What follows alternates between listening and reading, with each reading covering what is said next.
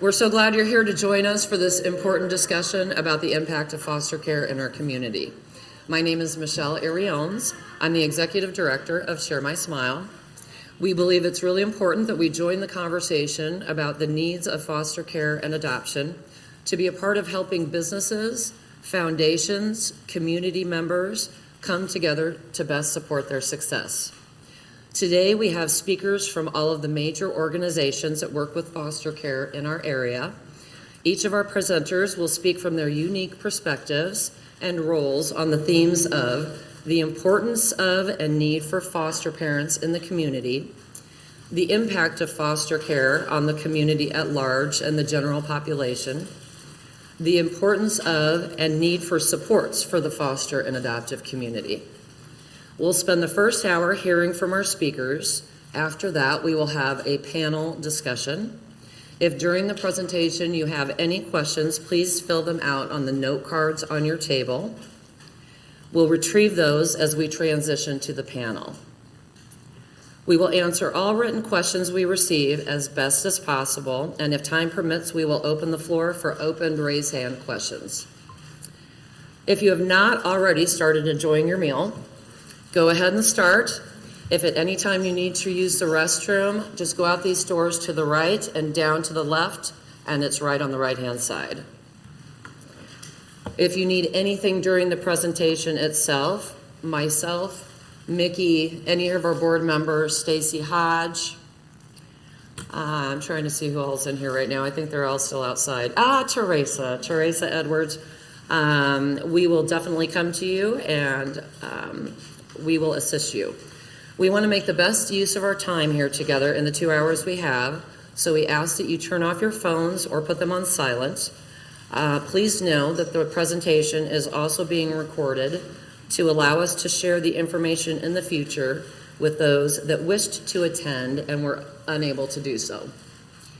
That is all the housekeeping I need to cover right now. There are handouts on the table, and I did put an extra sheet on there if you'd like to take some additional notes. We have some handouts on the table in back from us and from some of our partners as well. We have Smile Fest coming up on September 7th, and so we're looking for volunteers. So we've got these flyers kind of put out sporadically throughout the area, and you can just scan the QR code and sign up if you'd like to. And you can also share that with anyone else that's interested in volunteering as well.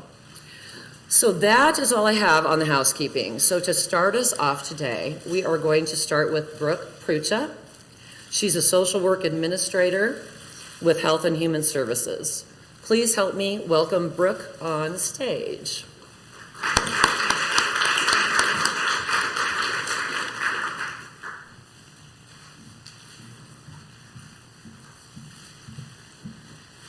Hello, everybody. I am Brooke Prucha, social work administrator with the Department of Health and Human Services. And looking around, I see some familiar faces, not all, but just am glad to be here with you guys today to talk a little bit about the department and our role in foster care. As you guys know, when we receive reports of abuse or neglect, our job is to essentially assess those situations, and at times we are looking at foster homes for the children that we serve, not only in this immediate county, Potawatomi County, but also all the other counties as well that Share My Smile supports. And up here I have just kind of some data that I collected that I thought was kind of good for us to collectively look at as far as the number of children. And the number that is up here is the counties that Share My Smile serves through their organization. But looking at the number of children in a year time period that have come into foster care or have been in need of foster care homes. And unfortunately, our reality sometimes is that we don't have foster homes in these immediate areas, and that greatly impacts our ability to place kids close at home. It obviously removes kids from the communities in which they have lived in, and also removes them from any services that they've been currently participating in. And so we're always definitely working with Four Oaks, who you'll hear from here shortly, on recruiting new foster parents. The department in Four Oaks works together on how we can support any of our foster parents that take children in, and looking for ways in which we can just, better support the community of foster parents here in Council Bluffs and surrounding areas as well. Some of the impacts that we face when we cannot find foster homes here in the area are making placements across the state. And so as you can imagine, sometimes that means placing kids in different siblings in different homes, and then looking at ways in which we can facilitate visitation between parents and those supports for those children. So definitely I appreciate all the efforts that Share My Smile does in supporting our foster parents as well. I think we'll also hear shortly as well some of the ways that we've looked legislatively and better supporting our foster parents, whether that be financially or just through policy and practice changes as well too. I can't remember, I should have brought my slides up here with me because I can't see them very well from this side, but I think I've covered kind of all of the information that I have for my presentation. So I look forward to any questions that you guys have in the panel discussion. So.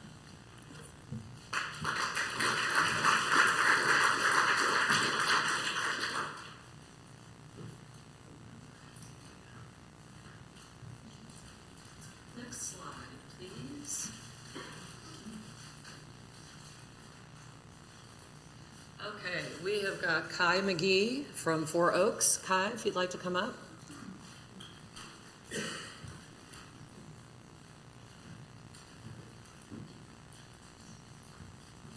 Okay, I made it up here without tripping, which is, actually my job here is done. I'm just gonna go home. So I'm Kai McGee. I work for Four Oaks. I'm the statewide director of our foster care and adoption services around the state of Iowa. And the role that Four Oaks plays is that we hold the contract with Iowa HHS to recruit, train, study, support, license, relicense foster and adoptive families around the state of Iowa. We have some really key partners in that work. Lutheran Services in Iowa is a key partner for us over here in this particular area of the state. And we have some different partners in different areas of the state to do this work.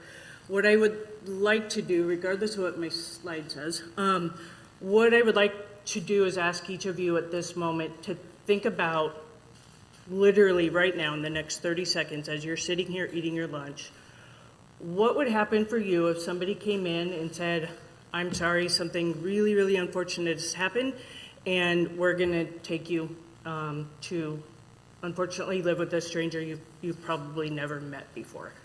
For most of you, that would be a jarring, disorienting experience.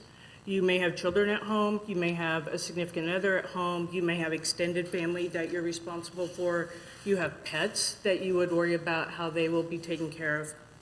And then you would have to navigate through going and living in a home with somebody that you haven't previously known, you've not previously met. That's a really scary experience for children to go through. And it's unfortunate that that is a need, right? There are times when even that level of trauma is better than leaving them in the environment that they're currently in, dealing with what they're currently experiencing at that moment in time. What I really want you guys to take away today is that we need so many more foster parents in the state of Iowa. We need more adoptive families in the state of Iowa, but we have an especially crucial need for foster parents. We have an especially crucial need for them in this particular specific part of the state. We need homes, families in every school district across the state. Think of what happens to you or to a child if they're going to live in an environment that is completely new to them, completely unknown to them. They're leaving their school.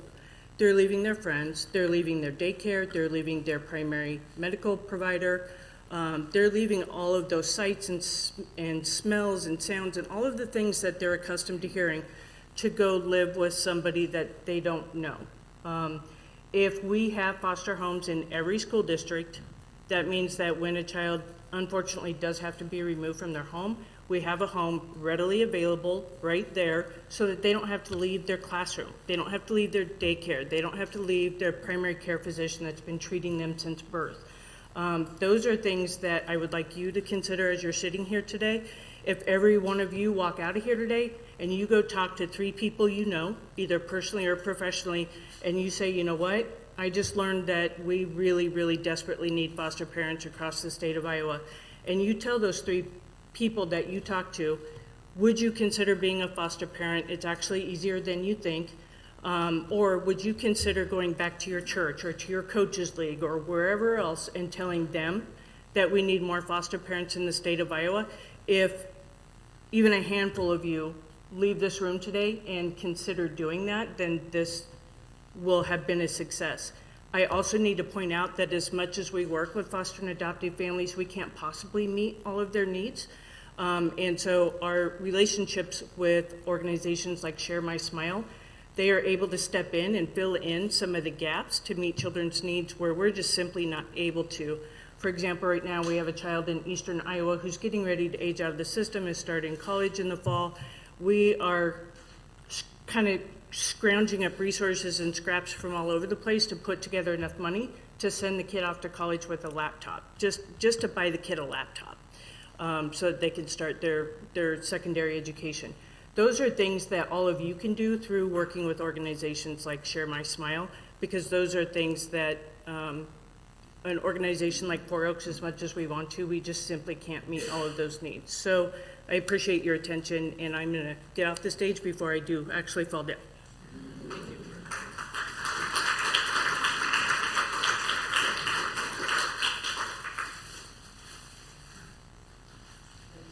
Oh, that's open. There we go. Thank you so much, Kai. That was excellent. Next, we have Lacey Nyberg. She's a kinship navigator from Boys Town.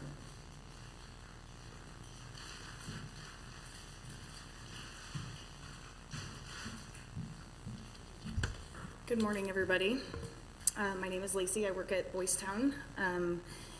Once the children have been removed from their homes by HHS, Boys Town will get a referral, and my primary job is to work with the placement.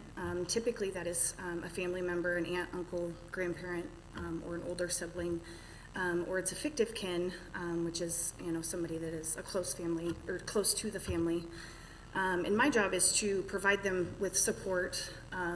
I often call myself an emotional punching bag for those placements because they go through a lot. They're taking on additional children in addition to their own. And I love what I do. I really, really do. It's really hard to see the emotional toll that it takes on some of these families. But they do it because these kids have no place else to go. I assist in getting them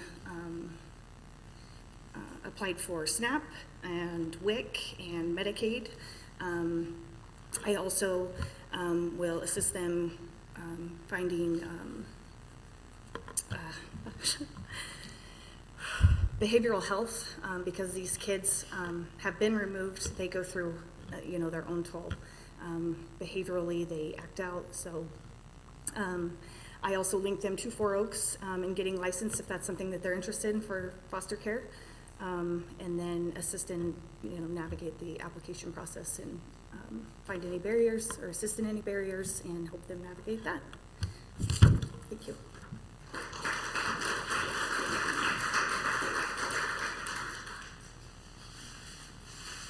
Thank you, Lacey. Our next speaker, Ann Christensen. Ann is a Child Advocacy Board Program Coordinator.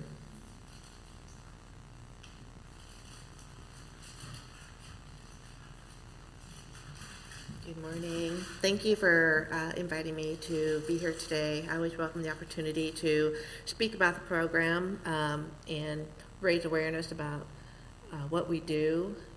My name is Ann Christensen. I'm the program coordinator for the local 9 counties, Southwest Iowa area. Been here be 25 years in the fall. The CASA program stands for Court Appointed Special Advocate, and we're made up of a community of adult volunteers who advocate for children who've been abused and neglected and are in the child welfare system. CASA volunteer has about 3 main roles.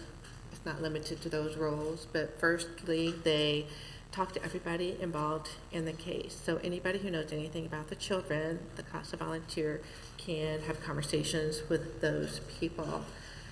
It could be teachers, doctors, neighbors, family members, attorneys, foster parents, parents, mental health professionals, anybody who knows anything about the children.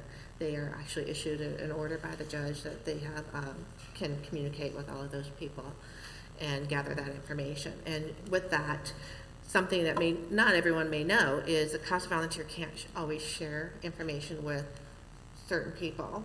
The only people that, by code, the CASA volunteer can share information with is DHS, the county attorney, and the guardian ad litem. And then if there's a juvenile court officer, they can share information with them.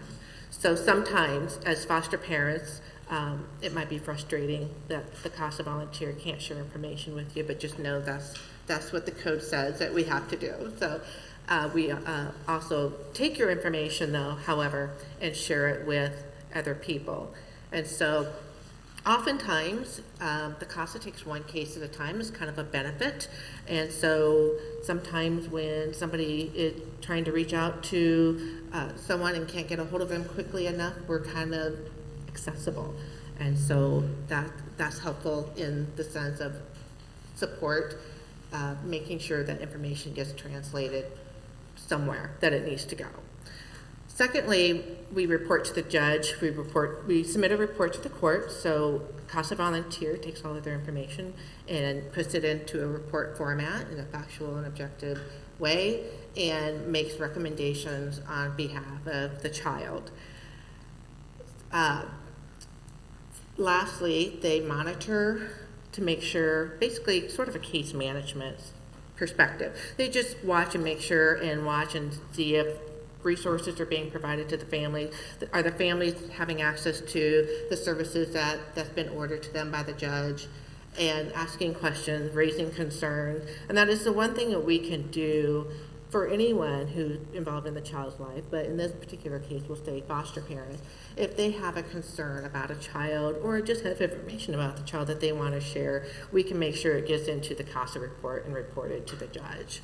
We know that you also talk to the HHS workers too. It's just sometimes we are just a little bit more accessible because we take one case at a time. We know HHS is busy, and so we can be of help in that way. And sometimes there's volunteers that are very resourceful in the community and can also be of help by offering or suggesting or mentioning resources in the community that someone may not know about. As far as, I'm trying to remember, foster homes.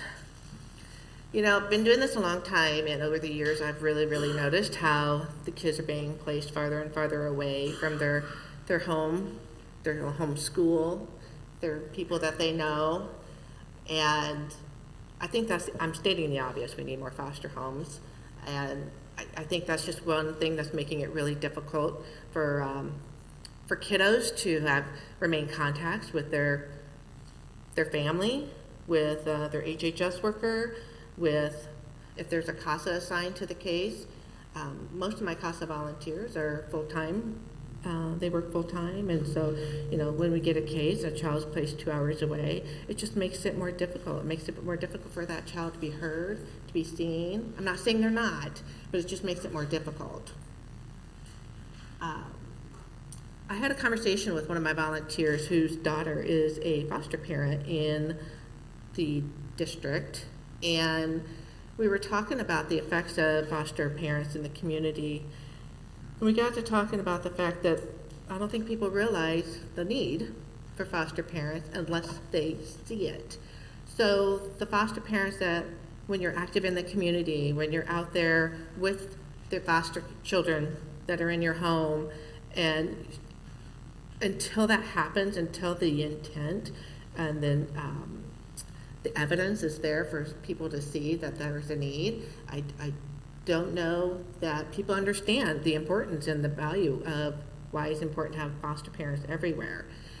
Plus, it keeps kids out of shelter and any other more restrictive setting, right?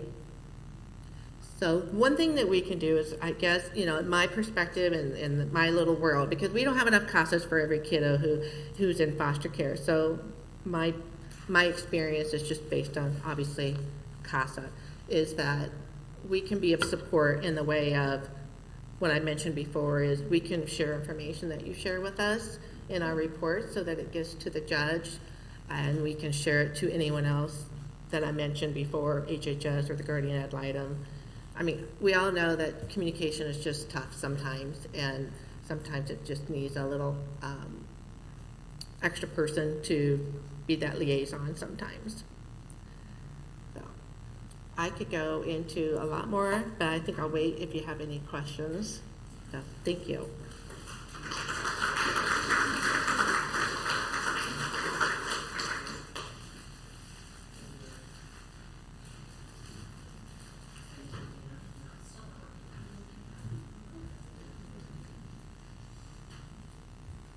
Thank you, Ann. My microphone here isn't working for the moment. Melissa McDonald, come on up.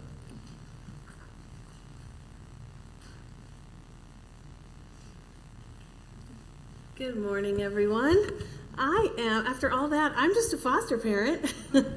So I am speaking from that perspective. My name is Melissa McDonald. My husband and I have been licensed for 3 years and have learned a lot in those 3 years. So I actually wrote some notes so I would stay organized for you all. In February of this year, we adopted a 10-year-old boy, our son, out of foster care after he spent 919 days in the system. And my husband and I have always had a heart for kids and families. He's from Guatemala and worked extensively with orphans and foster care as it is in that country. And then I've worked with kids and their families for my whole life, it feels like, since I was a kid. And we're passionate about helping kids succeed. So while we're foster parents, we also come alongside parents and families in need in our local community, ideally to keep them out of the foster care system if possible. And I live in Red Oak, Iowa, and if you know anything about Meth Oak or Dead Oak or any of those places, we are high on drugs in that area as far as just the need there. And so oftentimes that kind of partnering and support is interesting and complicated and messy. I'm sure you can imagine. So we love also being a foster parent. On June 1st, so Saturday, we welcomed a teenager into our home. This teenager speaks no English. And while he is from Central America, Spanish is also not his first language. My husband is bilingual, and so we're having a lot of conversations where nobody understands what's happening. So it's very interesting. When we knew he was coming, we began the process of changing the guest room that we have into his room. And again, we live in Red Oak. Our closest Walmart is 30 miles away, and our closest Target is 42 minutes. And I know because I count those minutes, okay? I know where it is. And I don't have the luxury of just running to go get what we need. And so we literally have a support system in our town because we created it, which is we share what we need without sharing too many details. But it's saying, I realized I don't have enough sheets for the bed. And so I put it out there, and somebody dropped off a pair of sheets. And it's just so interesting. We worked really carefully to communicate what we need. We actually have pajamas for kids from ages 0 to 12 because if a child comes after hours, I don't have anything and I can't run somewhere and get that. The Dollar Tree is not great for that. And so we're just constantly making sure that we have what we need. There is no foster closet, no organization I can call in our area. There's nothing. It's hard, and we still count it a privilege. Every day this week I've been in Omaha searching secondhand stores for summer clothes for the child we just took in because this child used up their clothing allowance already because they showed up with nothing in the winter. And so I believe we've spent probably $500 that will go unreimbursed, which is fine. I'm not complaining. That's a reality, to outfit him with what he needs. And that's not just clothes. That's many, many things. He literally came with nothing. And we don't mind doing it at all. The lack of resources is at times overwhelming. From the challenges of finding therapists and doctors and other people who just get it, it's challenging. I texted a friend recently, in fact, she's with me, because we found out the same child that we just took in was going to celebrate his 16th birthday with us while we were doing respite care. And we found out last minute. And so I texted her, I was like, can you make me cake pops? She has a cake pop business, so it wasn't as random as that sounds. And she's like, we'll figure it out. And then I reached into my drawer where I keep my Share My Smile birthday box, and we hadn't used everything, and I pulled out all of the birthday supplies I needed on the fly, and I learned Feliz Cumpleaños and tried to speak Spanish. And we had a birthday party for this young man to celebrate in the midst of his really hard journey, to celebrate him and all that comes with that. Oftentimes, in order to find what we need, we drive. Currently, right now, I drive a minimum of 120 miles a week in all sorts of weather to get my child, who's now my child, to therapy, to medical appointments, to the dentist, all the things. I see lots of nods. You guys get it. With no gas reimbursement, no time off, work reimbursement, and often no thanks. We are really thankful for organizations like Share My Smile that see us and support us. I'll never forget in November of 2021 walking into a holiday dinner, and I walked in and you just went, oh, they get it. I didn't have to explain, this isn't my kid because I can't tell you he's my foster son, but why does he call me that name? I didn't have to explain anything. I didn't have to act any certain way. We just belonged, and I was so thankful for that. We've repeatedly joined with what Share My Smile does in different events. I can't fully explain to you what it is to go to a place where your kid who has trauma is okay to be there, where there's trauma-informed people. So we're really, really thankful for that. Support is needed and support is lacking. We're incredibly thankful for people like Share My Smile and the support they offer. And there's been times where just simply being known and seen has kept us going when everything else is just really hard. So I want to thank Share My Smile for that. I want to thank those of you in the room who are a part of this really messy, hard, complicated system and journey. I'm on this end, foster parent end, and I'm with those kids, and what you're doing does matter, and you're seen, and you are appreciated, even though you don't hear that often. You might all feel like the emotional punching bag. I was like, oh, I relate to that. So we all probably all do at times. So that's my story. Thank you for having me, and thank you for listening.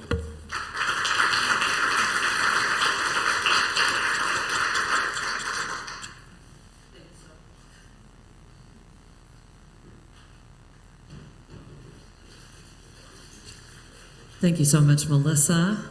We really love having you as a family. We love serving you guys, so thank you so much for your story. Sarah Wallen is also a board member for Share My Smile, and she was a foster child as well, so we're going to have Sarah come up.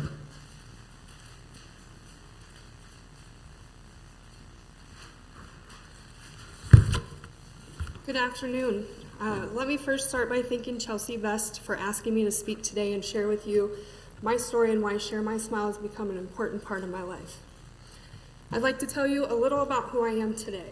I am a daughter, a sister, and foremost a single mom to my 15-year-old daughter, Adeline. I have a job that I've enjoyed for the last 6 years and have recently started to look for ways to give back to the community. A little about my life journey that has led me to be standing up here today.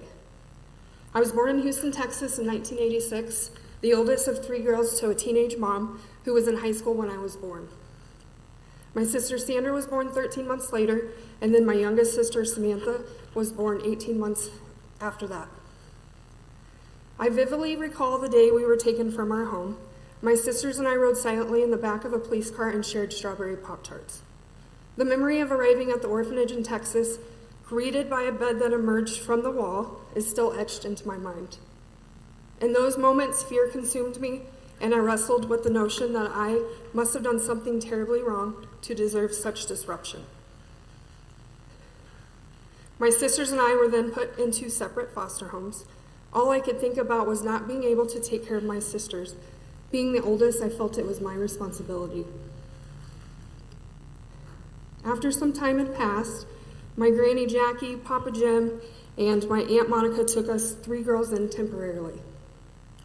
In 1994, we were told we were going to be adopted and have a forever home by a couple named Suzanne and Lamont Wallen of Council Bluffs, Iowa. I remember being so happy and scared at the same time. Challenges that I have faced since graduating high school have been many. Grappling with substance abuse, experiencing homelessness, incarceration, to battling social anxiety and depression. Each obstacle has tested my resilience.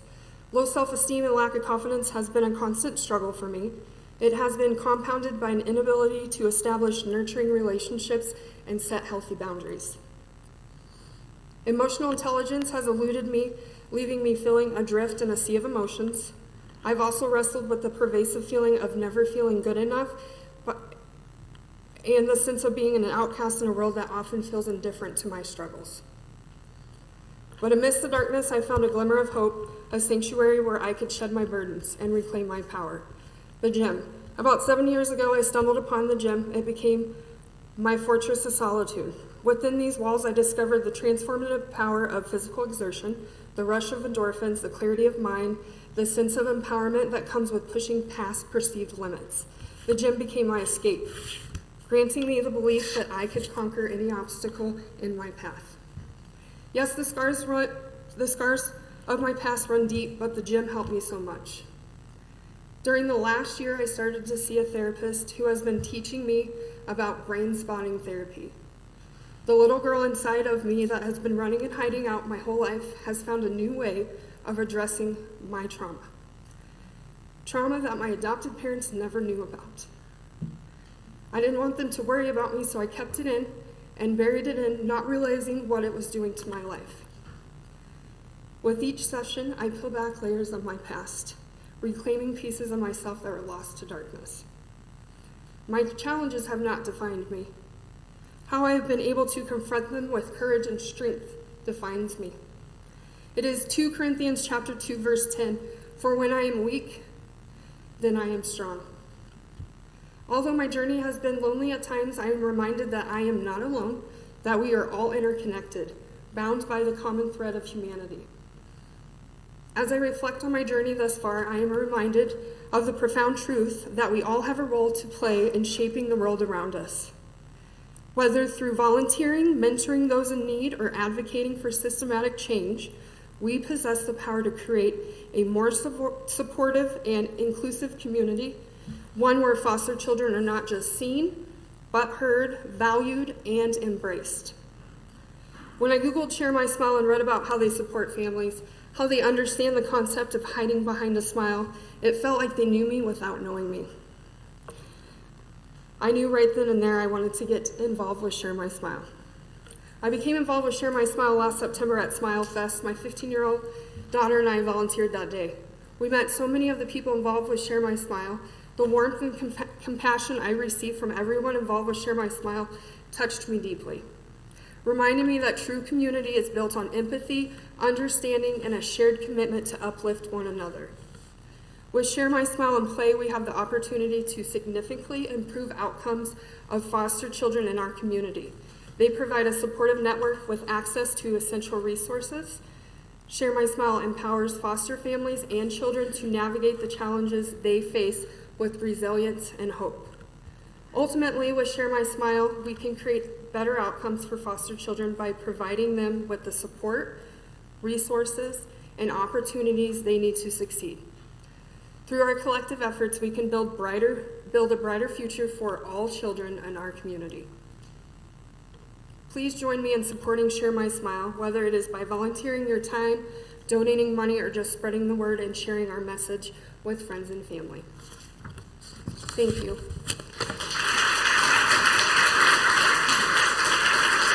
Thank you so much, Sarah. And thank you so much for being a part of Share My Smile. We are so blessed and honored to have you with us. You're a wonderful gal. All right, Mayor Matt Walsh, I believe you are up.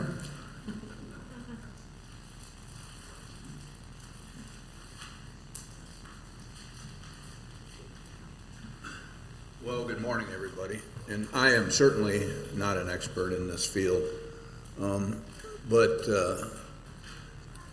you've heard from prior speakers about the challenges of foster care, challenges that normal families face, but then add in the trauma that these children go through, the difficulty of the foster parents in navigating that trauma, and providing a safe, secure home for those children. Obviously isn't always easy. You know, in school, you try to get the kids involved. You try to get them to join different clubs, different sports, maybe get a job. And I guess that's the reason I'm here, is to talk about the family can't do it all, the child can't do it all. The community has to participate, and that participation is a touch point for the fostered child to have a connection with the community, to learn from others outside the home environment. The home environment's difficult as it is, and so to get that child out with a different perspective, a different focus, not only gives the child an opportunity to be successful in a different arena, but gives the family a little time to rest and recoup and recover. The work that you do, I'm on the government side. I often get calls, why can't you do this? You should be doing that. The dollars for government only go so far, and we lean heavily on our nonprofit organizations for the great works that they do. These families lean heavily on organizations for the work you do, and so I want to thank you for that. I think, again, that the key here, and it's an overused analogy, that it takes a village to raise a kid. It really takes a village in the foster care arena. Many of you already know Council Bluffs has a higher than normal poverty level. We have over 40% living below the median income. We have a significant percent that are below the poverty rate. I'm not saying that the trauma and the family strife that leads to foster care is all socioeconomic, but it certainly is a factor. People of a struggling socioeconomic class oftentimes didn't learn the parenting skills that were necessary for them to raise kids, and so to have an intervention of a foster family while those parents try to gain those skills is essential. I'll step back and answer some questions, because in all honesty I'm not the expert, but I think that it's more than the parental family, the foster family, the child in DHS services. It's got to be the community to bring success in this arena. So thank you again for all you do.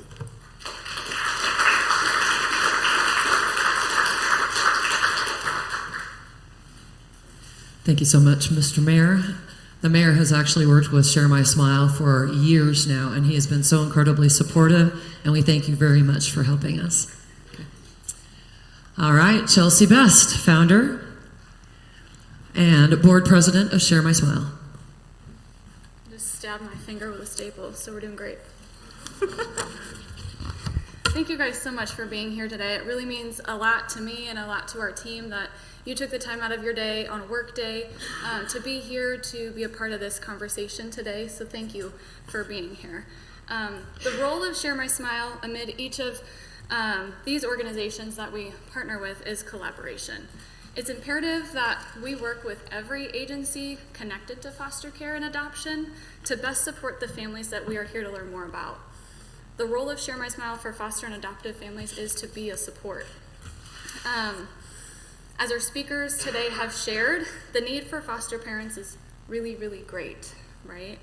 Our vision is that foster care families have the resources to become successful, which encourages more individuals to become foster parents and positively impact a foster child's life. We know that by joining the village, and I know it's a cliche, but it's so true and it's so valid, by joining the village of these families and providing our services, we are supporting the families and helping them feel connected. We believe that support and connection are important factors that help parents anywhere across the board feel that they can continue doing the work as parents, and more so in the foster and adoptive community. They need that support to feel like they can continue this challenging and very valuable work. The impact of foster care and adoption on our community is expansive, as everyone today has already shared. They've done a really great job highlighting this reality. Outside of my role with Share My Smile, I'm a mental health therapist in our community. Prior to that, I was a school counselor. I've also worked in a few different facets in the human services realm with juvenile probation and with Children's Square as youth worker. In my experiences, foster care touches the lives of so many, beyond those of just in the foster home. Foster care is a beautiful honor, and at the same time, it can be a difficult and a challenging experience for many. Our teachers are teaching children impacted by trauma in classrooms every day. Some have the training to handle that, some don't. Our kids who aren't growing up in foster care and adoption homes and maybe haven't been impacted by trauma are experiencing those interactions in the classroom too. Families are struggling to attain stable child care and respite care. Many health providers across the spectrum have stopped taking Iowa Medicaid, largely due to poor reimbursement rates that make it difficult to pay the expenses to even keep the doors open, therefore dramatically reducing access to care for our youth.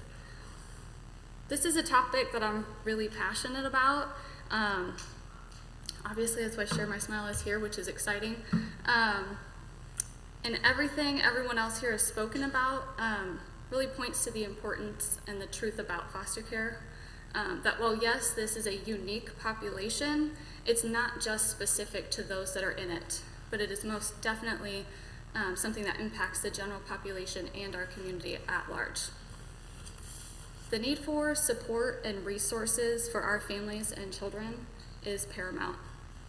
Share My Smile services can be viewed as supplemental, and they are. We're not providing health care or education, but we are providing connection and we're providing encouragement to our parents and to our children. And these services are just as important as health care and education. Our mission is to make it possible for children to smile a true, honest, and happy smile. Our mission and our name was created from the truth of the hurts that exist in foster care. We as people every day put on a mask to put our best selves forward when we walk into work. Our children, each child in the home of a foster and adoptive family, uses masks to pretend, to get through the day, to hide what is happening inside of them. We want to help children smile that true, honest, and happy smile underneath the mask. It is important to us that all children get to experience the joys of being a kid, even in the midst of challenges. And we want to be a part of that experience for the youth that we serve. It's really the whole point of why we do what we do. That smile matters. Each one of our programs were specifically designed to support an experiential need for children. I have been immersed in foster care and in the foster care world since I was in elementary school. People ask me all the time, are you a foster parent? Do you foster? The answer to that is no, because I have Share My Smile, and it's a little bit much to do both, if I'm honest. But I grew up around foster care my entire life, pretty much. My aunt and uncle did foster care for about 15 years while I was growing up, and when they were able to adopt 6 of the kids in their home, they were not able to adopt the 7th. He was not available or eligible for adoption, and unfortunately, due to some technicalities or rules that existed at that time, the 7th one was not able to remain in the home. if the other 6 were gaining permanency. So my parents became foster parents in order to take him in and keep him in our family. At that time, he had been with us for 4 years, and so we wanted to be able to keep him within the family, at least, even if it couldn't be the same home. I had a really life-changing experience with my foster brother. And so when these programs were developed, he and my many foster cousins were in mind. First and foremost, Share My Smile intentionally and purposefully serves all children in the home, regardless of their status. That's foster, adopt, kinship, guardianship, bio, every child in the home. It's important to us to serve all of them because every child in the home is impacted by foster care and adoption. So our programs, as I mentioned, were all uniquely designed based on my experience with my foster brother and foster cousins growing up. So Project Birthday Joy exists because I witnessed a lot of kids not have birthdays. Most of them, when they had come to my aunt's home, was celebrating their birthday with a cake and a gift and people around them cheering and singing them happy birthday for the first time. Operation Holiday Smiles exists because many of our kids had never experienced Christmas the way that we typically do in America. And that was important to us, that they got to have that experience. All of our families celebrate Christmas in different ways, or the holidays in different ways, and we're really great about valuing that and respecting that. But it's important to us that they have that opportunity. So they come and they have dinner together in November. I know Melissa mentioned that. We have a traditional Thanksgiving meal, and they have the opportunity to have pictures with Santa. It's a dual event. We do Thanksgiving and Christmas at the same time. And so they can take pictures with Santa, and then they get to bring their wish list to us, and those wish lists goes out to the community, and community members sponsor those kids. So when they open those gifts from us on Christmas, they're getting something that they asked for, something that they really wanted, not a random donation that wasn't personalized to them. But many organizations I know do that, and those are wonderful things, and I know that those families and children appreciate that. We want to take it a step further and really make it personal. Care for You Action provides backpacks to kids when they enter foster care, and it has hygienic supplies and necessities for kids that they need, toothbrush, toothpaste, body wash, shampoo, all of those things. But it also has care items, blanket and stuffed animal and coloring books and notebooks, something that they can call their own. Care for You Action has an additional significant meaning. That bag, not just the stuff that's in it. When we packed up my foster brother's suitcase to go on vacation as a family, because he was part of our family, and we traveled 9 hours to Indiana to visit family, he was pretty catatonic the entire time. I was his primary babysitter throughout the year that he lived with us, and I was in 8th grade at the time. And after that experience, he was never the same. And I firmly believe now, as a mental health professional, that in his mind, he was leaving again. In his mind, he was starting over again. And I learned later that that bag had gone through 12 moves, and he was 7 when he lived with me. So the bag makes a difference because these kids deserve something new, a fresh start, something that's not attached to the trauma that they've already endured. We also have family strengthening events throughout our year for our families. It's really important that our families have the opportunity to get together and connect. So we have the holiday dinner and we do a pumpkin patch outing, but we also do a spring event and a summer event for our families to come together, to be able to be in a space where they know the other people in the room get it and understand, and that they can collaborate with and connect with, not just for the parents, but for the kids too. They see that they're not the only ones who have had to go through this or are going through this. And again, that's for all of the kids in the home. There are bio kids that are sharing their parents, and that can be a hard experience. And so for those kids, it's important that they're involved, and it's important that they're there and get to connect and be able to have those conversations too. We also have really great partnerships in the community with the Rose, with Warner Park, and another number of other places. We have a fantastic program specialist that rocks it in getting us connected to a lot of different organizations that help provide additional supports to our family to be able to go and participate in things that maybe otherwise would not be affordable, like attending a play or a ball game. A lot of our families have multiples. I would say the majority of the families on our list have 3 or more kids in the home, and I don't know about you, but I have 3 kids, and it's really expensive to even go to McDonald's, so we're not going to a play very often. So we want to be able to provide that support for these families and be able to give them that opportunity to get out in the community and connect and experience things. Share My Smile's role is to collaboratively be a part of the solution to best support the foster and adoptive community, right? And another way that we do that is come into the community a little bit further. We serve a really wide range. We have 18 counties in our service area, and we're realistic. We know that we can't be the end-all be-all for everybody, and we can't reach everybody. Many of our families travel 2 hours or more to attend the holiday dinner, and that's not feasible for every event that we hold, right? So we have county ambassadors that are in our outerlying counties. We currently have 3. We have Page, Crawford, and Harrison County, and they're responsible for bringing Share My Smile programming just a little bit closer to them. They hold local events to be able to help those families connect a little bit closer to home, so they're not having to travel for everything. We believe that it takes learning more about foster care through avenues such as this summit to increase awareness in our community so that we may all come together to support them well. And we're very excited that you're all here today to join us in being a part of that support. So thank you so much.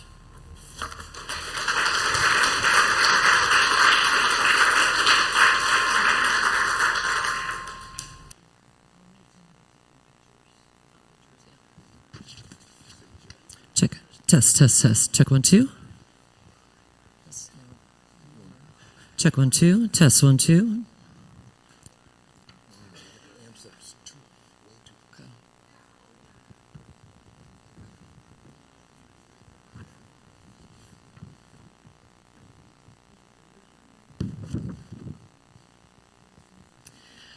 All right, everyone. I would like to start off the panel discussion by clarifying what foster parents do and do not receive from the state in the way of support. We learned today that foster parents do receive money to take care of children in their care. Brooke, can you speak to the misconception that foster parents are in it for the money and explain why foster parents need additional support?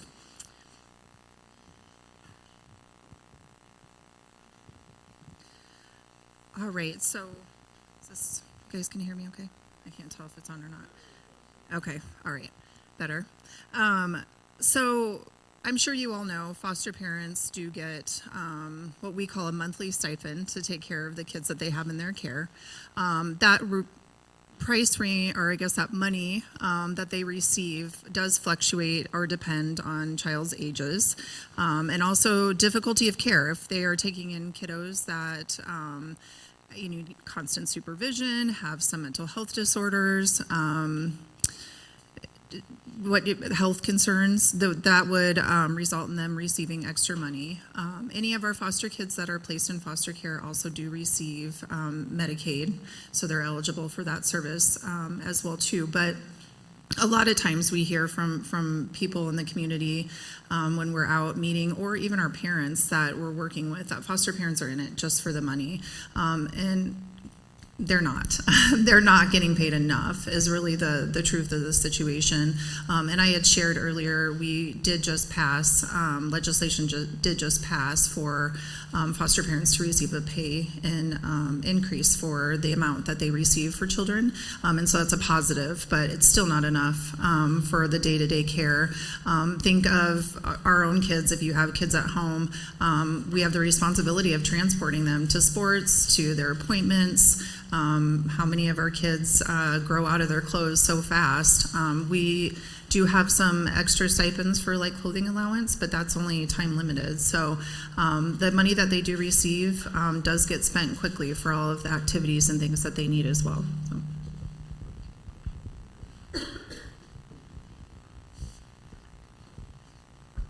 Thank you, Brooke. Oh, sorry, I'm louder, I know. I've got a loud voice. I'm in a band, forgive me. Okay, let's focus on the future of foster care and what it looks like. Kai, can you share information on the status of facilities and shelters statewide and inform us about the closing of facilities in Iowa? Thank you. Can you hear me okay? So we're kind of in a place in the state of Iowa which is great and challenging at the same time. So across the state, we're really moving in line with federal guidelines around trying to make sure that we are diverting children from group care as often as possible, and that children are living in the least restrictive facility as possible, or not even facility. Really, the goal would be to have every child living in a family home environment, if at all possible. There are specialized issues, challenges, mental health challenges, behavioral challenges that sometimes might prevent a child from being able, at this point in time, to live in a family environment. And so when that happens, there are some residential treatment facilities, some inpatient kind of psychiatric medical facilities for children. The shelters that we have in Iowa, there's one here in Council Bluffs that's operated by Children's Square, another one of our Four Oaks key partners. There are a handful of shelters around the state. So the reality is that I would love for Iowa to get to a place where a shelter is not necessary. As hard as our shelter staff work, and let me tell you that that is a difficult, hard job, and they work as hard as they can to make those environments friendly and caring and to meet children's needs. But the fact is that if a child needs a home at 2 a.m. because they just got removed from their home due to a drug raid or something else, when we don't have a foster home available that we can get a hold of that's willing to accept that child into their care, and when there's not a family member or a kinship connection to that child who can step forward, that child is possibly going to end up in a shelter facility. And from there, then we'll continue to look for a foster home or find another alternative living situation. But I cannot imagine, I mean, I need to tell you, I'm a parent of twins that are 12 years old right now. For me to think about something awful happening in my home, worst case scenario, my child needs to go somewhere quickly. I would not want my child to have to endure that and also go to a shelter environment. I really feel pretty strongly that one of the ways that we can alleviate some of the pressure on our shelters and our group care facilities is by making sure that we have a wealth of foster families across the state of Iowa. And I would say there's no state in the country that has enough foster homes for the number of children who need them. So every year we're going to see maybe 2,000 kids referred to us to find a matching foster home across the state of Iowa. We, in order to meet that need, would probably need to have around 5,000 foster families across the state of Iowa, because it is a sad fact that sometimes kids need more than one home. We have nowhere near that anywhere in the state. And so if we can develop to the point where we have a surplus number of foster homes that make sure that children stay in their home communities close to the important connections that they have. But in general, in terms of systemic change, that diversion away from group care, unless it's absolutely necessary, is an effort that's underway, but it's system change and it takes a long time to accomplish. So it's got good intentions behind it. It's just going to take a long time to get it successfully implemented across the state. I guess that's probably the max of what I would have to say about it. Want to try something different? Al, can you unmute the podium, please?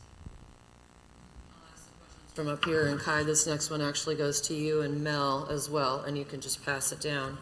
I'd like to hear from you both about the challenges facing foster and adoptive parents. And I know, Kai, you've been covering an awful lot of that, but if you have some things to add, feel free, and then just pass the mic to Mel, please. Okay, thank you. I hope Mel will weigh in. I will tell you that what I hear from foster and adoptive families day in and day out are number one challenge is dealing with behavioral challenges from kids who are responding to trauma that they've experienced and needing help navigating through that. They need help accessing services from dental care to physical care to mental health care, that sometimes there's a long waiting list, or finding a provider who can meet that child's needs. Those are some of the challenges that I know foster families and adoptive families are dealing with constantly. Mel? Thank you. I would completely agree with that. I think there's also the challenge of like secondary trauma that happens when you're dealing with those behavior things, and then you're dealing with a system that is challenging to understand at times and feels really broken. And then you have these kids, and one of the things that has been difficult for us is being asked to, care well for these kids, and then that is just not always done in the way that would be well received at times. So it's hard because you love these kids, you want to protect them and create a safe place for them, but then there's times where part of the reunification process is not safe and is not easy. And we get it, we know what we signed up for, but it's gut-wrenching. And so there is no, my eyes finally stopped twitching about 2 weeks ago every time I thought about taking another foster child in. And I'm in therapy for secondary trauma and for some of that, and that comes out of my own pocket. And so the financial need is a big one as well. That it covers a multitude of things, but there's a lot of challenges with needing to help the child, protect the child. We also had a challenge with just communicating with the school because we couldn't communicate with the school, but the school needed something to understand, but we couldn't. And so it's just the different nuances and the layers and all of that. I have about a 4-hour talk I could give, but I won't do that because I feel like some of my bosses are in the room too, so I'm going to be really careful. But there's a lot of challenges, but I would say, behavioral and just the support needed from a financial standpoint and then a services standpoint are some of those biggest things. It's a little bit like being put in a dark room with the lights turned off and said, find your way. And there's no map, there's no help. And so that is really a terrifyingly hard experience. And then you have a kid that's not yours that you have to help as well. Thank you very much, Meryl. Okay, I'd like to spend some time discussing some of the myths people believe about foster parenting. And I'm going to open this up to the panel. Whoever would like to take this question, if you could speak to breaking down the barriers and stigmas and dispelling the myths and assumptions of kids in foster care. Who would like to take that? I have to. I want to jump back to something that Brooke talked about, the financial support that families receive. It is a myth that foster families get involved in this because they're doing it for the money, right? The truth is that the money that foster parents are reimbursed the month after they provide care for a child covers maybe about 65% of the actual cost of caring for a child. Foster parents until this year, foster parents have not seen an increase in that rate since 2013, but in the meantime, the cost of living overall for everybody has increased about 35%. Folks that are getting involved in foster care are doing it because they love kids, they love their communities, they want to give back, they're altruistic, and they're wanting to help out. They're not doing it to pocket dollars. Because I guarantee you, most foster parents, unless they're incredibly talented and much more talented than I, they're not walking away with they're not even breaking even, is the truth.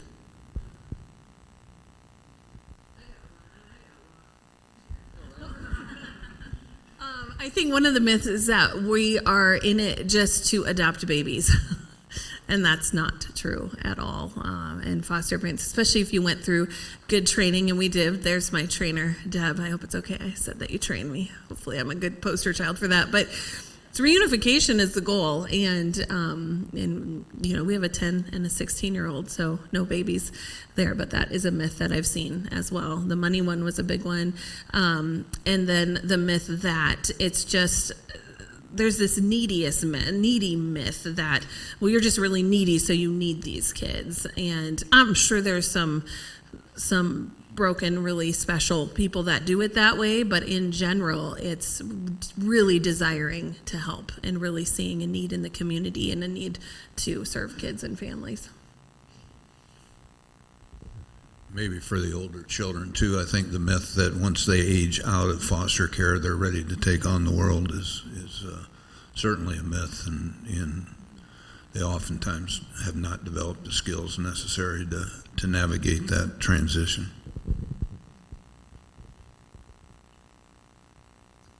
Could someone address the myth of children that are in care are bad seeds, troublemakers?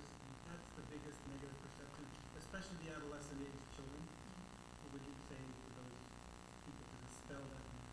You know, one of the things I looked at, Hector, is a lot of times the outcomes aren't the best because they come from trauma, from an environment that they maybe wouldn't have been successful anyhow. And so if you read the articles, things like 50% will develop a substance abuse dependence, 70% of young women will become pregnant before age 21, only 3% of kids will earn a college degree. And I wanted to look at the baseline for that social economic group. I mean, is foster care improving the life of those kids? And I couldn't really find that data, but my assumption is that even though those numbers are scary numbers, without foster care, I think they could be worse.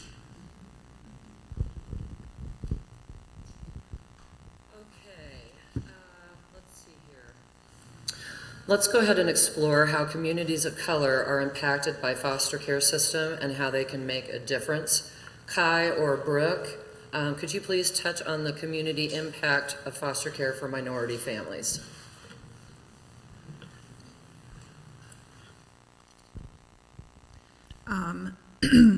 Definitely in certain pockets of the Western Service area, or even just in this area as well, we have families of a different origin or different country.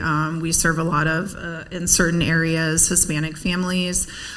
Definitely, I've worked in predominantly rural areas, but areas that have meatpacking industries, and that draws a lot of sometimes illegal citizens. And then we have reports that we receive on them, and whether it's a Hispanic family, we've had Sudanese families. Different countries that they come within there, and it's interesting to work because establishing connection and rapport with those families is always a challenge, but we're always up for that challenge and learning more about culture. But that it is always great to know when we have foster parents that maybe speak the same language as the kids that we've removed, because how challenging is that to take a kid into care and not make a connection verbally with them. So I would say not only just the language piece, but the culture piece. I also know of some foster families in specific areas that intentionally engage in cultural activities for those kids, so they're not missing out on those things that they would be celebrating or partaking in with their own family. We do also talk with Four Oaks quite a bit too about drawing in Native American foster parents as well too. That brings its own separate challenges of ICWA as well, but no different than any of our other cultures. We want to instill that those kids are with their culture. So we're always making an effort, always trying to find foster homes that come from different areas, speak different languages, so we're serving all of the children that may come to our attention. I think, hopefully I'm not revealing anything that isn't already well known, but we have a challenge in Iowa with disparity and disproportionality. Children of color are more likely to be child welfare system involved. They're more likely to experience fewer of the positive impacts of child welfare, and they are more likely to experience some of the negative impacts of being involved with the child welfare system. That's a fact. It's an uncomfortable fact, but it is a fact. I think that one of some of the best minds in Iowa and indeed across the country are working on addressing those issues and have been working on addressing those issues for a long time.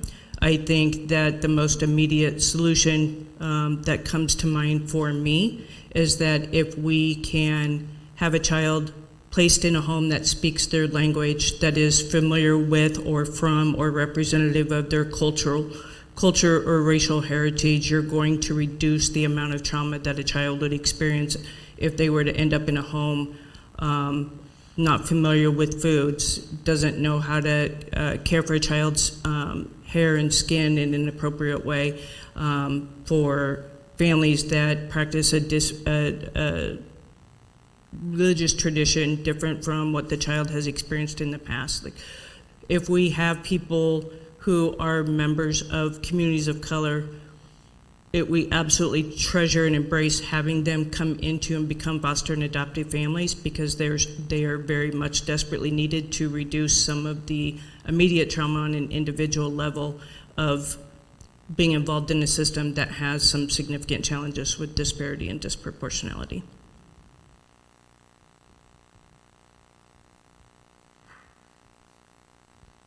Okay, if you could pass the microphone to Matt, please. Matt, I'd like to hear from you about how workplaces can create a foster care friendly environment.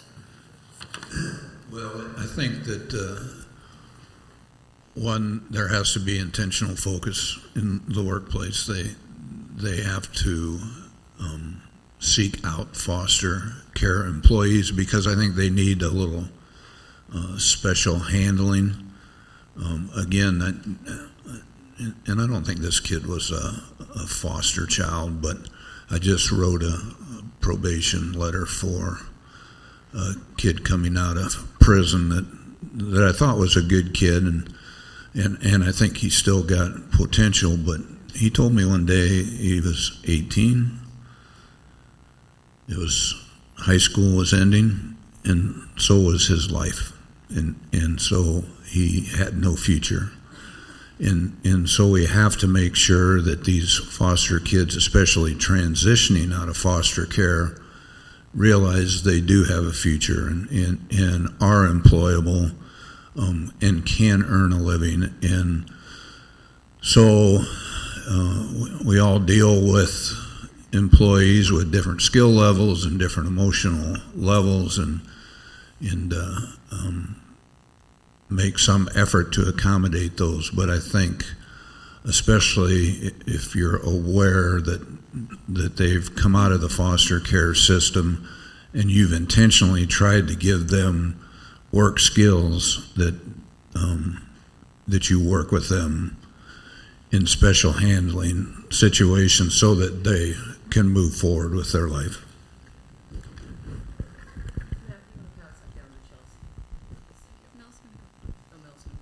I was just going to speak from a really practical standpoint, making the workplace foster friendly. Things like having court dates, those are excused. You can have those off. Those don't need to be sick time or vacation time. Paternity or maternity leave once there is an adoption, or even just that initial placement. And then some flexibility, just the flexibility of, gosh, we got to run so-and-so sick, and it's different than it's my own child that's sick. It's a child with trauma who's sick, and it's just a long thing. We've found, I own my own business, run my own business, and almost lost my business doing foster care, just because of the demands. My husband works for a company, and the lack of flexibility has been one of our biggest challenges, and that's why I almost lost my business, because we couldn't share responsibilities at times. So just that, like, okay, you're a foster parent, let us know what you need and let us work with you. Sometimes those court hearings are on Zoom and they're 7 seconds long, and sometimes they're in person and they're all day, and we just run out of sick time, run out of everything trying to provide what we need for the kids. So That was really along the lines of where I was thinking as well. I work with a lot of foster and adoptive families as a mental health therapist, and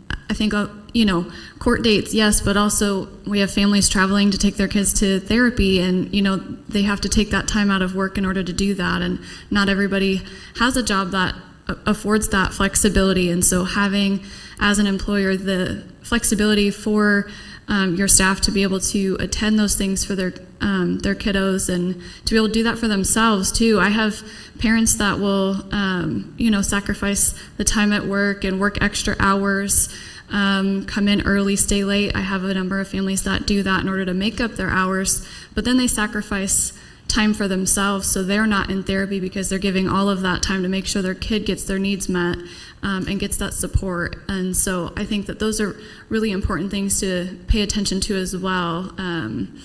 Our parents need support through this as well. I might as well just use that right now. Mel and Lacey, I would like you to share your expertise on the type of care foster children need and the challenges facing foster kids today, especially as it relates to dental care, mental health care, daycare, especially in rural areas. And I know we covered that a little bit, but. Since it's right here, I'll just start. I think it's just really challenging. We have requirements as foster parents for getting them into certain appointments within a certain amount of time, and it's just almost laughable at times when you call and find out you're on a waiting list, or some are not even having waiting lists anymore.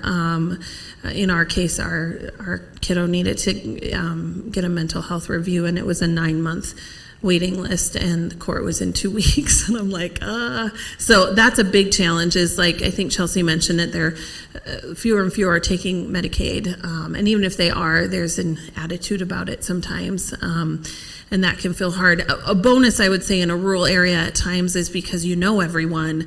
Sometimes you can get into places with a smile and hey, remember my grandpa, and that type of thing. So I'm not lying when I say I've used that. But that's really difficult. We haven't needed to use daycare, but if we did, we would be very challenged to find a licensed one in our area, almost to the point of I don't know that we could. So it's a big challenge. The mental health care thing is a big thing as well. There's just very few openings, especially when taking Medicaid and then taking kids with trauma. We're talking, right now I drive like 120 miles round trip for that, and we're happy and so willing to do it, but wouldn't it be nice if it was down the road? Wouldn't that be nice?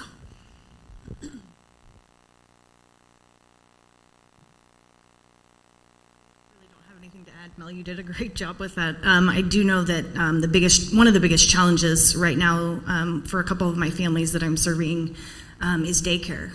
There's long wait lists for daycare, especially for babies under 2. So that's been a big challenge. I have a family now that is driving about 45 minutes for daycare one way. So, but yeah, otherwise it's a challenge. Does the state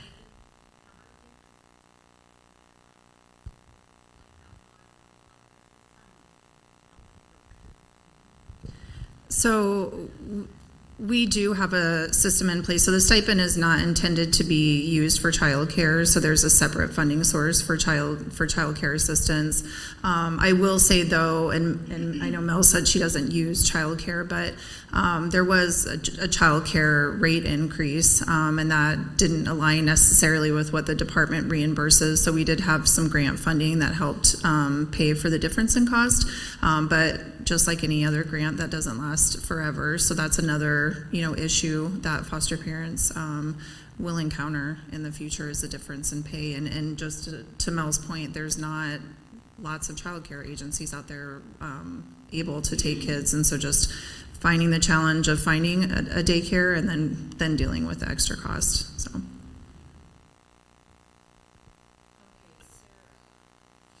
Sarah, would you please share your insights on the importance of maintaining connections for foster children? All right, so of course connections for foster children is very important. I think for me, I struggled after high school when you don't have that structure, the day-to-day, and not having Share My Smile or a community to reach out to. Yes, I had adopted parents who struggled raising us 3 daughters. I remember my mom took classes, took notes, read books to try to figure out how to help us. And with a community where you feel accepted and appreciated is what we need. And with Share My Smile and Play, I think that's a big help. One of the things that was alarming to me about Sarah's story is that she was a foster child in Texas and then was adopted in the state of Iowa.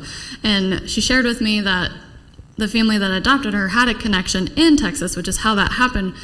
So that's really cool, and we're excited that we get to have her on our team now.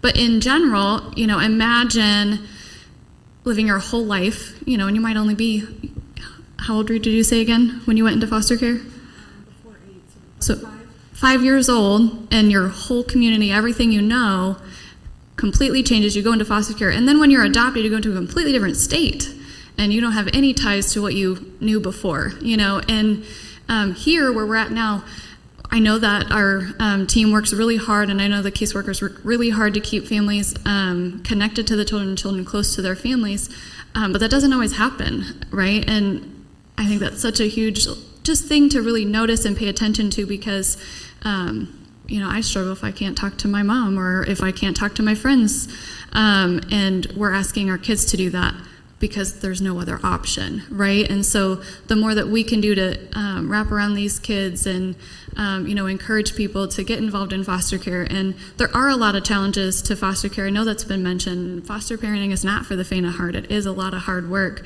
but it's needed and it's important. And so, yeah, that's what I have to add to that. All right. What are some solutions to best support children in foster care, particularly so the children do not have to leave their home community and school district? I'm going to give this back to Brooke, maybe, if you would like to start. Some of the most, I guess in this day-to-day work, some of the best solutions that I see when we are able to best support children in their communities is, like Kaya said, we really try to identify at the time we remove a child if there's any relative or informal supports that would be willing to take children. Obviously, we run background checks, review the home, all those things before we make a placement determination.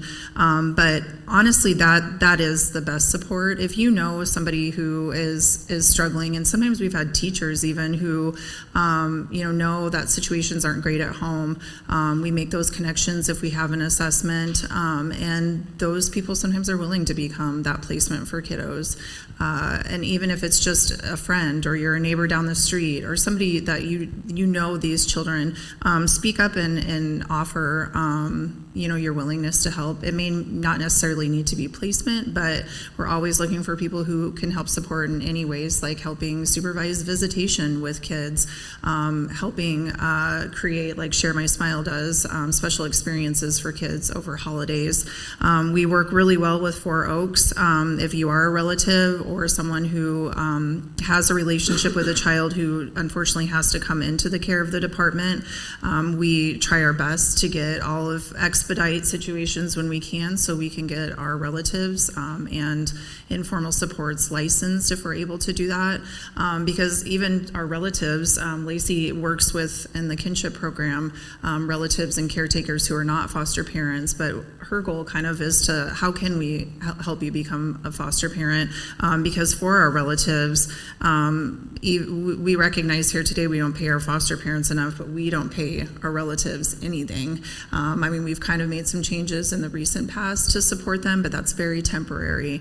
And to take on kiddos without any financial support is unimaginable. So some of those things I would say are solutions is if you know children that are encountering situations at home, speak up, give your name, make your voice known on how you can help, because we can always use that extra support.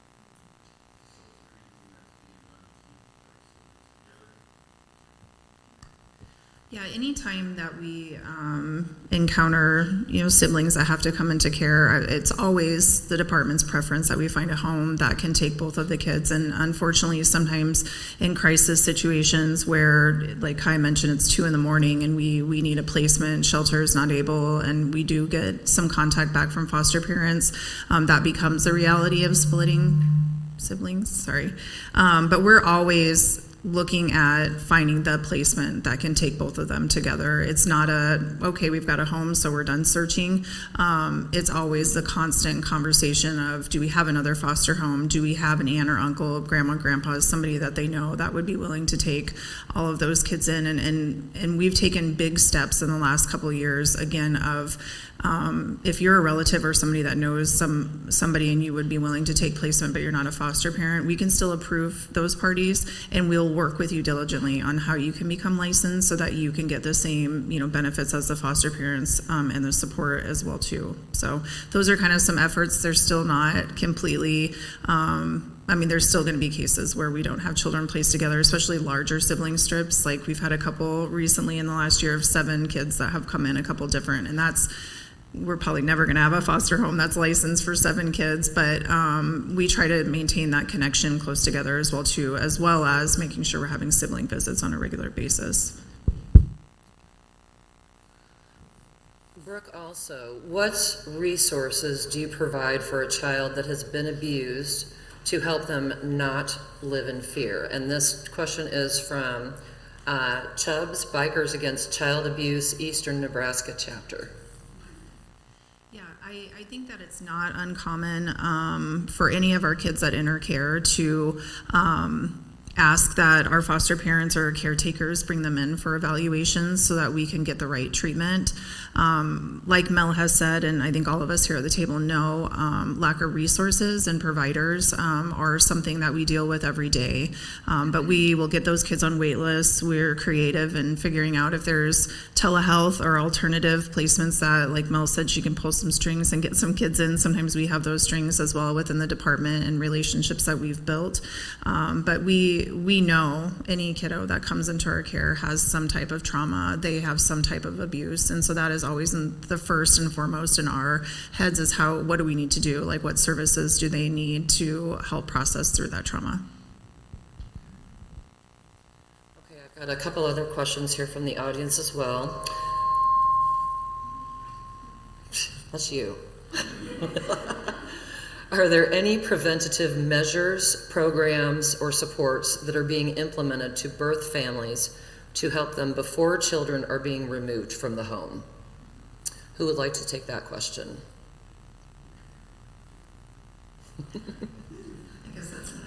Of course, yes. I would say I think that we continue to work on better prevention within the department.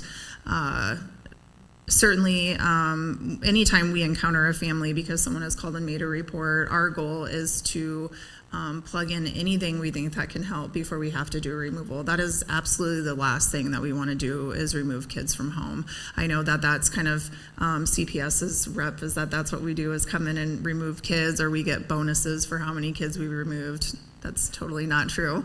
But yes, we try everything. I mean, if it's plugging in daily contact with agency providers to ensure that kids are safe, it's making connections right away with our Medicaid MCOs to figure out what services that we can put in place to prevent a removal. Children's Squares recently implemented a new crisis response center on their campus that if kiddos are in need or in crisis and they're not eligible for admission into the hospital, they will take them for a time period. That's not removing custody from a parent, that's providing the parent support. We also have crisis stabilization that will come out to the home, and those services are managed by the region. And in this area, Southwest Iowa provides that service. So we are creative in our approach with every family on how we can prevent that removal.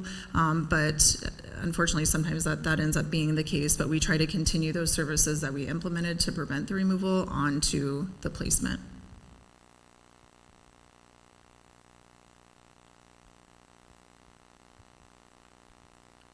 I've worked with a number of bio families as well who have either gotten their kids back from a foster care setting or are trying to avoid having their kids go into foster care. So I've definitely seen that firsthand as a mental health therapist, and I've sat on team staffings to be a part of the team at the table to support that family and to provide the needs and support those needs that they need in order to stabilize or gain the skills that they're lacking or whatever it might be, so that way they can stay together. Sometimes that's, skills that the parents need or challenges that they're having that are putting them at risk for losing their kids.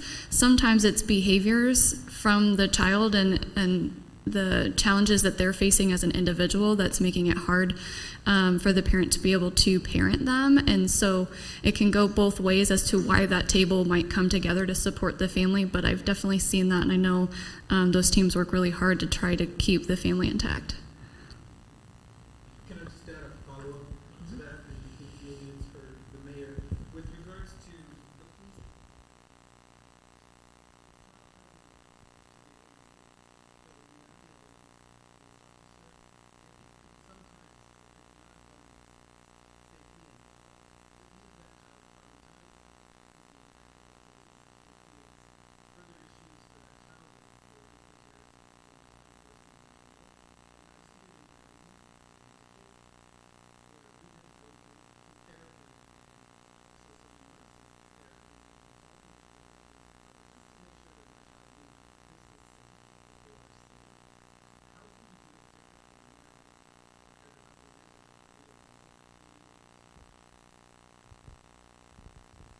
Yes and no, I think. I think that we recognize that law enforcement or any public safety official involved in a removal process adds additional trauma. To alleviate that, we've tried, and we've just hired an additional person who have mental health backgrounds to help assist the police officers in those situations. And while a police officer many times is empathetic, oftentimes they're in a situation where their primary focus is not on the welfare of the children, but on trying to control the parents given unusual circumstances. So we're aware of it. Again, one of the difficult things in my job is everybody tells me their property taxes are too high, and everybody tells me they want additional services, and so balancing those two things is a difficult effort, but we certainly, not only in those situations, but in our homeless population, we've recognized that we really need the help of a mental health professional as we navigate through those occurrences.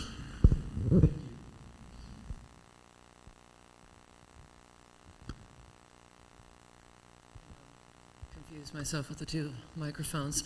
Okay, Chelsea, what are the biggest needs Share My Smile has as you work to serve families?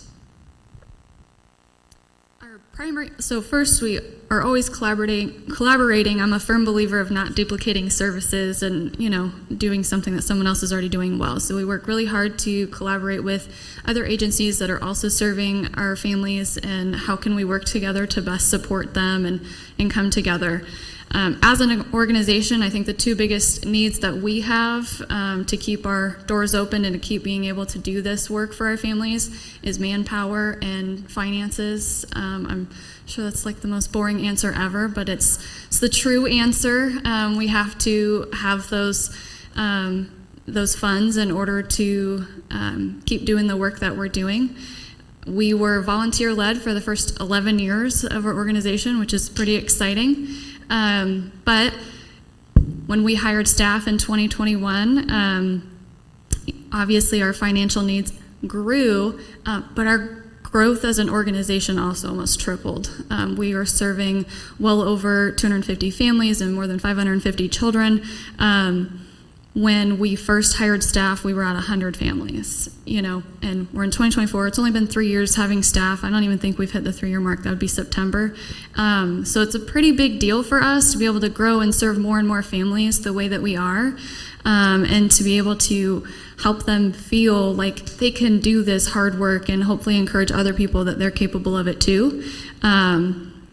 I know that when I have conversations with people, they're on board to support programming. Yeah, I'll buy you anything you need for those birthday packs, and we're grateful for that. We appreciate that. And the thing that we have the hardest time funding, which I'm pretty confident is really consistent with most nonprofits, is the overhead costs, you know, paying our staff and paying for facilities. While they're not as glamorous as the fun programs that we get to provide, they are necessary in order to continue providing those. So I'd say that manpower and finances are major aspects that we need. We have a really great team in Mickey and Michelle as our 2 full-time staff people. So they have developed a really wonderful volunteer team. So we get a lot more support from a manpower perspective. So we're excited about that. And so, yeah, those are the 2 big ones. All right, this is the final question, and anyone can answer. Specific ways you see that the community can help. I can start because I'm right here.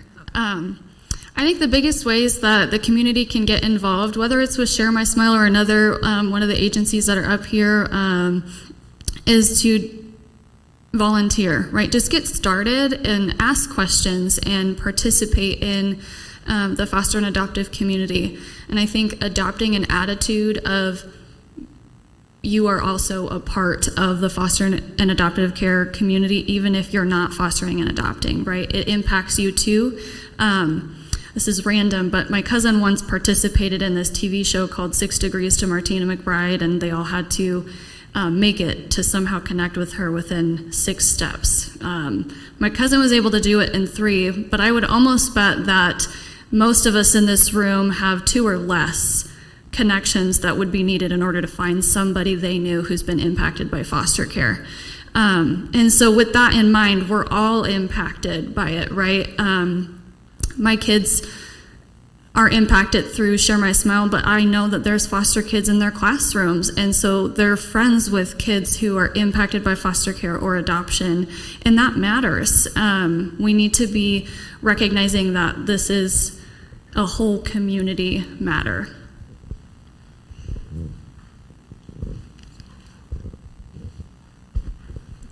Again, for the older children in the system, being able to establish those outside the immediate family relationships that give them a sense of belonging to the community, whether it be counselors or extracurricular activities or employment, I think is essential for ultimate success.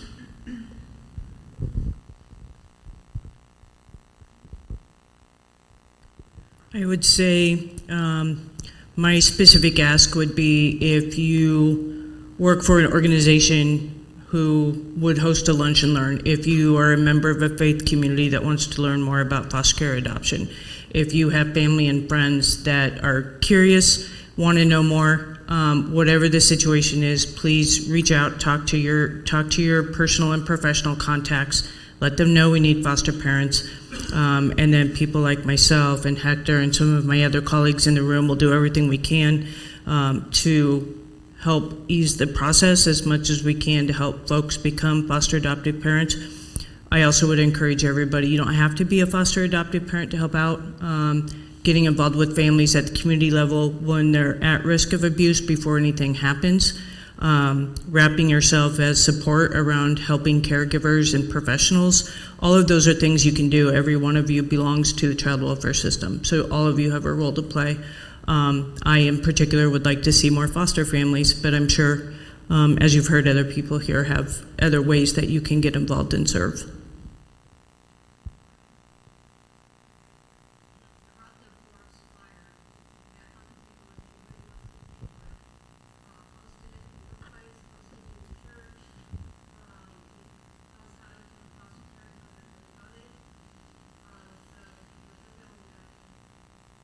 my shirt also has a handy QR code, which I find to be really awkward, but if you feel the need to scan my shirt, I'll let you.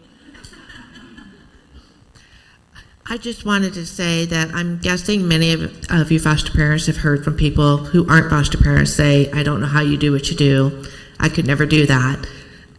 We get a lot of people who inquire about CASA and want to help in some way, but they don't think they can be a foster parent. So if you know someone that says that to you, you might say, well, you can look into CASA, because that's still another way to be an advocate for a child and to work with children and families.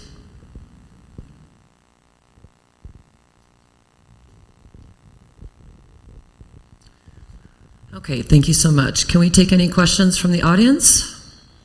Hello, Donna Dostal. So several of the challenges that you expressed were that access to affordable child care and also access to mental health professionals. Do any of you know, or what would you like to see happen at the state level to support your work?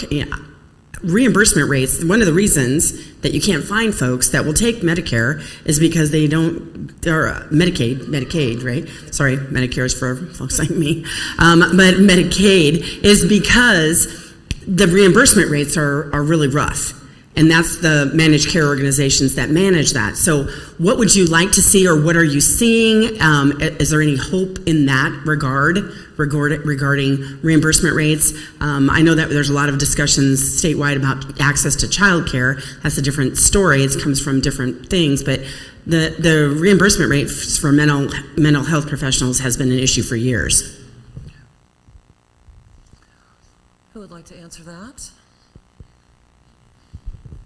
I can say some. I can't say a lot, but I can say some. I know about, I want to say in the last year, Iowa Medicaid did make an adjustment, and so some of the reimbursement rates have improved and gone up.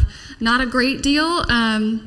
Nothing in comparison to some of the states around us that are doing a really good job with reimbursement rates, but they went up enough, so I'm hoping that that will encourage some providers to rejoin and get repaneled with Medicaid. I don't know that I've seen a whole lot of that yet from a mental health perspective. I know there was kind of a huge exodus of providers, mental health providers servicing Iowa Medicaid, and we would get a lot of those, so our wait list is a real thing. But that's definitely something that we've seen, and hopefully it'll get better. I think we would like to see reimbursements improve, but I know that that was like the first change since I think 2013. It was a really big, long time since that had happened, so I don't know how possible that is. But I'll let others speak more to other ways.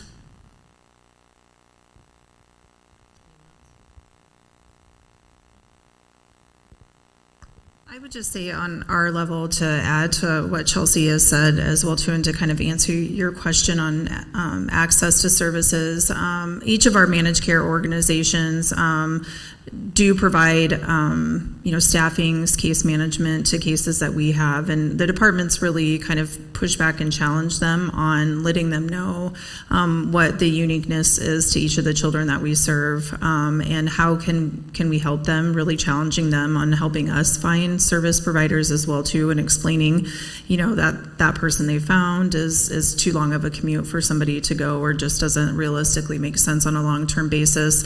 And I think some of that helps on a statewide level, to hear some of our directors being aware of what we're having, or difficulties we're having in accessing services, because that ultimately makes its way to the Capitol to really have discussion on access to services. And I would just say any of us sharing those concerns with our state representatives as well too is a good point as well. So.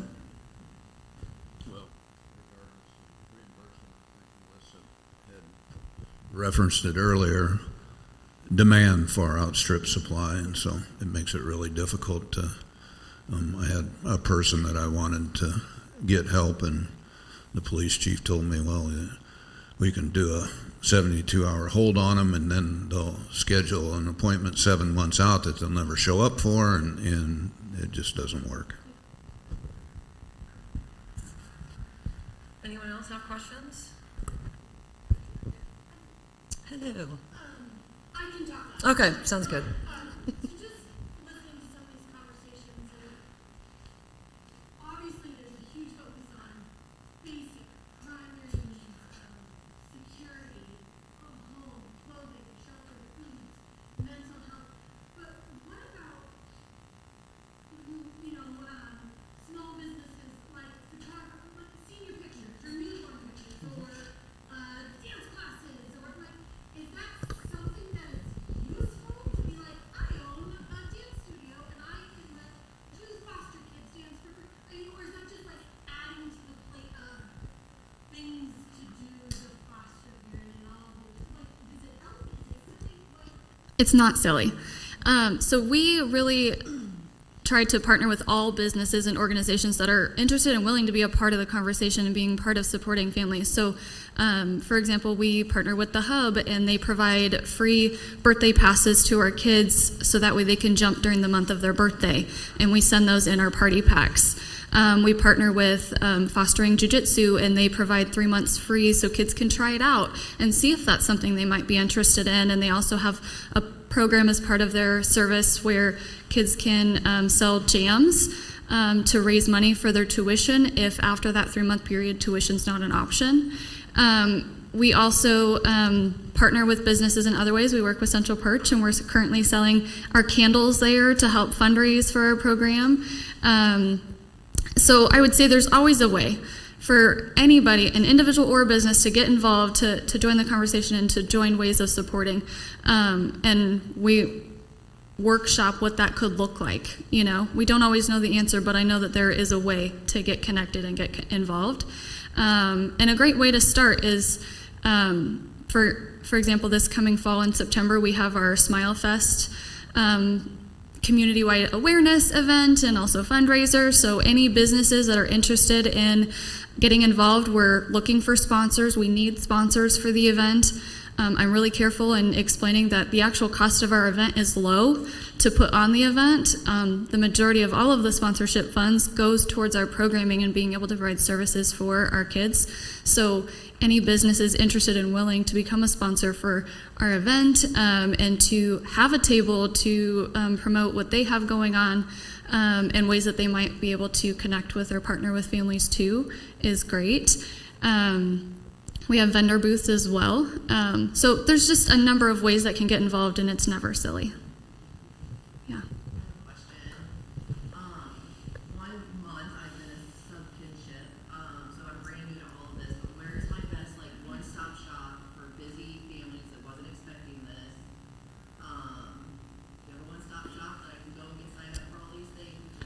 To get signed up for services? Yeah. So for Share My Smile and the work that we do, the One Stop Shop is our website. Families can register on our website. Like I said, we serve kinship, guardianship, foster, and adopt. So we have worked with families that aren't even working with the department at all, who are taking care of kids that are not biologically theirs. We serve them as well. So signing up through our website is the way to do that, and just stay in communication with us. You're automatically enrolled into all of the services that we provide, and you'll get regular communication. Sometimes our emails can be a little bit much, and so just be aware that you're going to get notified of all the things that we have for you. So feel free to disregard the ones you don't want to participate in. So for us, that's how you can do that. When it comes to allowances and stuff, I cannot speak to how kinship can get hooked up with that.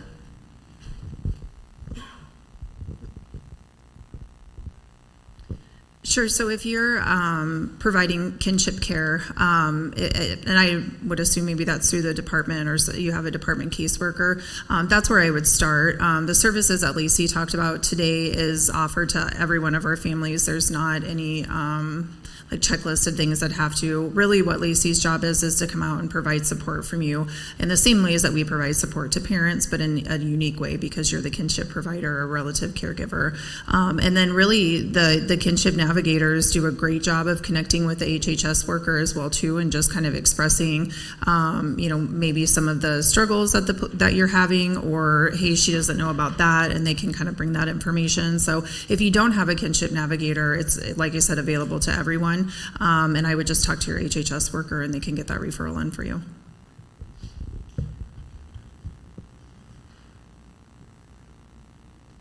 Any other questions? Tiffany, did you want to speak about Hub at all? I'm putting you on the spot. I am Tiffany Pinkerton. I am the collaborative director for the Harrison, Monona, Shelby County Hub. We are a new collaborative that is forming around reducing child abuse and neglect for our communities. And the first way that we're going to start doing that is looking at the resources and accessing resources in rural communities. So we are meeting at the end of the month as a way to kind of start this communication and conversation around the work that we're going to be doing. I have my contact information if anyone would like to talk a little bit more about the work we're doing and how we can maybe partner together to kind of start to make some change in the areas that we're living. We do have a website. It's the hmshub.org. Not the hmshub.org. Thank you. Thank you, Tiffany. I'm going to put Tony here on the spot really quick as well, because he's going to be at our Smile Fest, and he works for New York Life Insurance. Would you tell them about the ID program? Oh, yep. So it's just a free service that my company does to give back to the community. We make free child IDs. Instead of families going to the DMV and paying $10-15 per ID, we'll just make it free for them. Height, weight, fingerprints. Just because there's been a lot of unfortunate events in the news, like in Omaha, there's an autistic boy that walked off campus, never seen from him again. So how helpful would it have been if you would have had an ID to speed up the search and rescue process? And yeah, that's mainly it. That's what we're going to be doing. And so I'm going to be launching a massive child ID campaign. I'm going to go to all the daycares, child organizations, because they have such a big responsibility, and I think they should all, have the kids accounted for. And, it's optional. It's not obligational, because I know how some parents can be skeptical, but I mean, in my eyes, I feel like it's a no-brainer, because nobody gets any form of identification until like 14 or 15 when they get their learner's permit. So, yeah. Thank you. Okay, anyone else? I know we're a little bit over, so if everyone is good, would you like to say the thank you, Chelsea? Yes. I just want to take the time to give our speakers a round of applause. We're so grateful for them.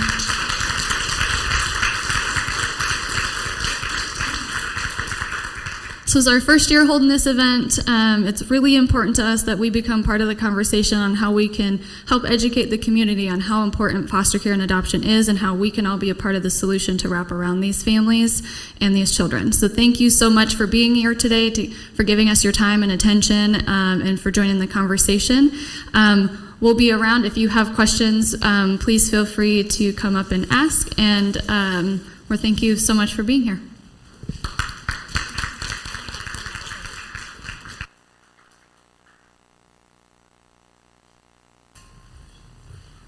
All right, everybody, we're going to take about a 5 to 7 minute break so people can use the restrooms. We do have some lunches left over, so if you did not get a lunch, grab a lunch right outside of the doors. We're going to start the panel questions when we come back. And if you have questions, if you have not had a chance to write anything down yet, you've got the note cards on your table. Just write your questions down and either bring them up to the front table here or raise your hand and we'll come get them. Thank you, everyone.